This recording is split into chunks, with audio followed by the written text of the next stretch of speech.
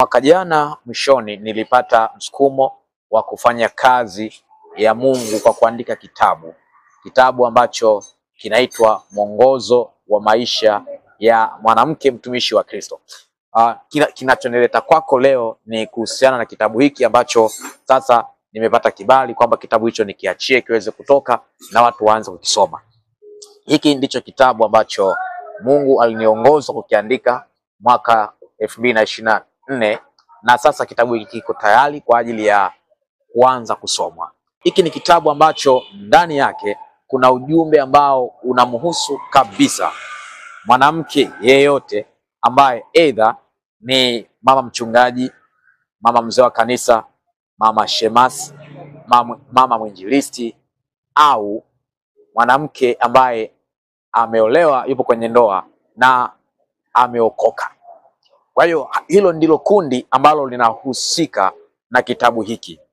Kitu ambacho ni cha muhimu sana na cha msingi sana ambacho unatakiwa ukifanye baada ya kusikia au kuangalia ujumbe huu ni kufanya bidii kuweza kukitafuta kitabu hiki ili uweze kukisoma. Ikiwa wewe ni miongoni mwa makundi haya ambayo nimeyasema, kimsingi kitabu hiki kitakusaidia sana, na mimi ninakili wazi kwamba hiki ni kitabu cha majira haya ambacho unatakiwa kisome, kwa sababu tunaishi katika kipindi ambacho mambo mengi yanabadilika na kumekuwa na mafundisho mengi sana ambayo ni potofu, mengine ni mafundisho ambayo yanapoteza watu, yanaondoa kwenye kusudi la Mungu. Sasa kwenye kitabu hiki nimeeleza na kuzungumza na kuonyesha kwamba mwanamke ni nani, anatakiwa awe nani katika familia.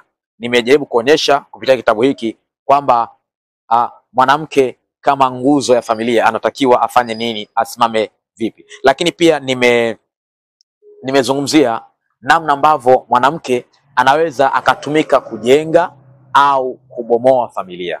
Ukisoma katika maandiko, kitabu cha Mithali kinasema kwamba mwanamke mwenye hekima hujenga nyumba yake kwa mikono yake mwenyewe, na mwanamke mpumbavu huibomoa nyumba yake kwa mikono yake mwenyewe. Kwa maana hiyo, kumbe mwanamke anaweza katumika kujenga au kubomoa. Inategemeana na huyo mwanamke amekaaje, au anaelewa nini, au ana hekima kiasi gani, au hana hekima kwa kiasi gani.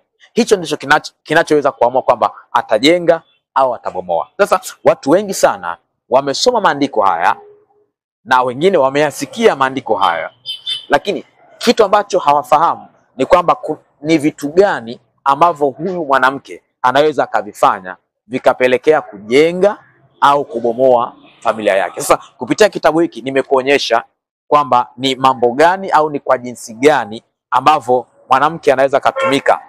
Na napozungumza kutumika, tafsiri yake ni kwamba anaweza katumiwa na nguvu iliyo kinyume na mpango wa Mungu. Kwa sababu unajua huyu mwanamke mtumishi wa Kristo ni rahisi sana, na nimeeleza kwenye kitabu kwamba huyu mwanamke atakuwa anaishi na mtumishi wa Mungu. Sasa ile hali ya huyu mume wake kuwa mtumishi wa Mungu inaweza ikawa inalindwa na inawindwa na shetani.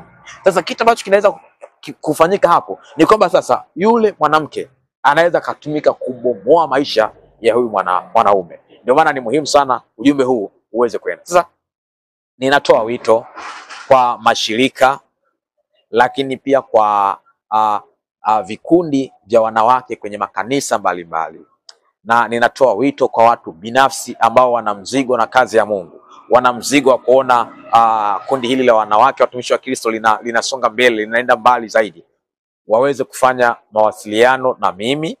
Namba ya simu iko hapo, ili tuweze kuona namna gani tunaweza tukashirikiana kufanya kazi hii, ili kitabu hiki kiweze kwenda mbali, kiweze kuwafikia watu wengi. Ninatoa wito na ninawaomba sana watu wa Mungu, yeyote ambaye anajua kabisa Mungu amempa nafasi, aidha umepewa nafasi kiuchumi, unaweza ukatoa sadaka yako, vitabu vikazalishwa na wanawake wakasoma.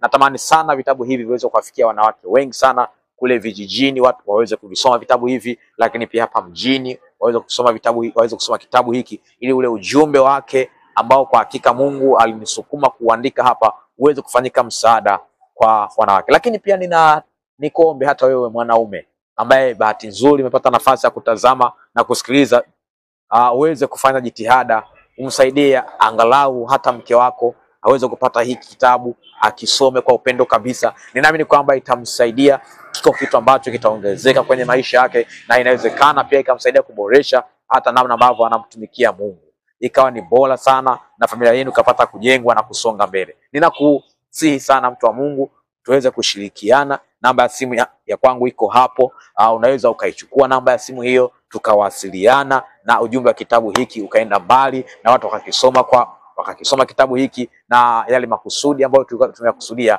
tukayafikia. Ninakuombea katika jina la Yesu uweze kuchukua hatua hizo, na Mungu akubariki sana.